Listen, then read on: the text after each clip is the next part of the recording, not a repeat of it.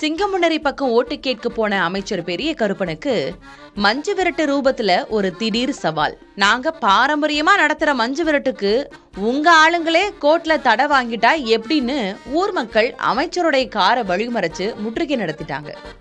இது court matter, நான் என்ன பண்ண முடியும்னு அமைச்சர் சொல்ல, அப்புறம் எதுக்கு ஓட்டு கேட்க வந்தீங்கன்னு மக்கள் ஏகிற, அங்க தள்ளுமுள்ளு வாக்குவாதம்னு ஏரியா பயங்கர பரபரப்பாகிடுச்சு.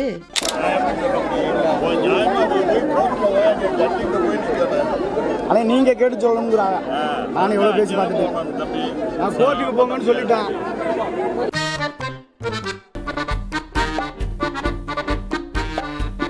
தேனி உத்தமபாளையத்துல ஓட்டு கேட்க ஒரே நேரத்துல திமுகவும் தாவேக்காவும் நேருக்கு நேர் நின்னுட்டாங்க.